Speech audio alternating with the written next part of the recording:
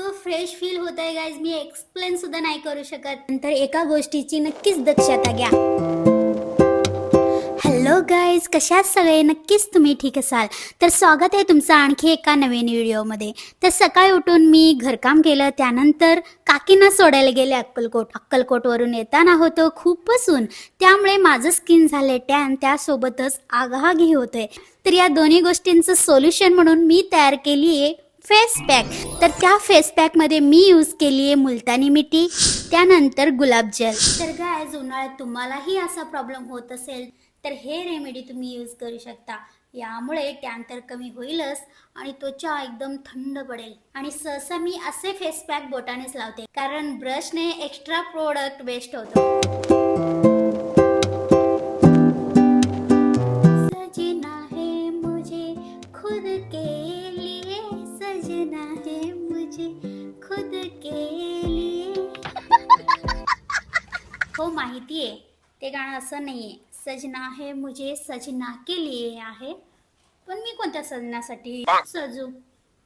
Waste of time. पुन्हा चालू झालाय तर ट्रस्ट मी गाईज, हा फेस पॅक नक्की वापरून बघा. मी प्रमोशन नाही करत आहे, हा माझा सेल्फ एक्सपिरियन्स आहे. तर अशा प्रकारे फेस पॅक लावून झालेला आहे. तर तुम्हाला हवं असेल तर तुम्ही फुल बॉडीला सुद्धा लावू शकता, मानेला सुद्धा लावून घेते.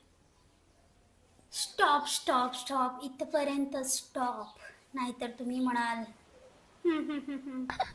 अरे कहना क्या चाहते हो? गाईज, फेस पॅक लावून झाल्यानंतर एका गोष्टीची नक्कीच दक्षता घ्या, नाहीतर खूप हानी होऊ शकतो. जसं की फेस पॅक लावून झाल्यानंतर बाहेर अजिबात जाऊ नका, कारण तुमच्यामुळे दुसऱ्यांना हार्ट अटॅक सुद्धा येऊ शकतो. मी या गोष्टीची खूप काळजी घेते, म्हणून बाहेर न जाता मी अशी व्हिडिओ करून टाकते. Guys, result. फेस पॅक सुकल्यानंतर मी नॉर्मल पाण्याने चेहरा धुतलं. असं तर नाही म्हणू शकत मी 2-3 टोन चेंज झाले, पण नक्कीच रिझल्ट आहे. टॅनिंग कमी झाले, त्यानंतर मला फ्रेश फील होतंय, थंड वाढतंय चेहरा. हेच तर हवं होतं मला. पण आणखी एक गोष्ट आहे, ती आपल्याला आणखी जास्त रिझल्ट देऊ शकते. ते म्हणजे जे आपल्या घराघरात मिळतं. सिटीमध्ये तेवढं नाही, पण खेडेगावात तरी आपल्या घराघरात मिळतं, ते म्हणजे आहे कोरफड. गाईज, माझ्या घराच्या अंगणात तरी भरभरून कोरफड आहे बघा. यातून मी एक कोरफड काढून घेते. कोरफडला साईडून काटे काढून घेते अशा प्रकारे.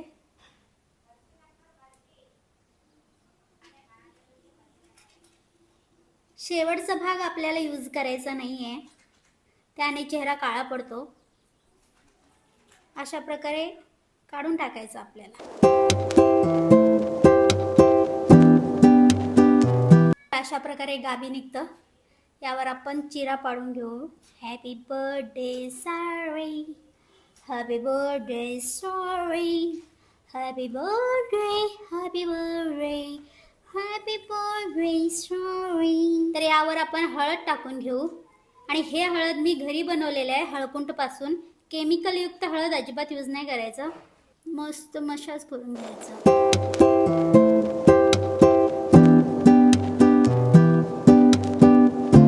हळद जर डोळ्यात गेलं तर खूप आग होतं, म्हणून थोडंसं सांभाळून लावायचं. तर गाईज, सेकंड फेस पॅक सुद्धा लावून झालेला आहे.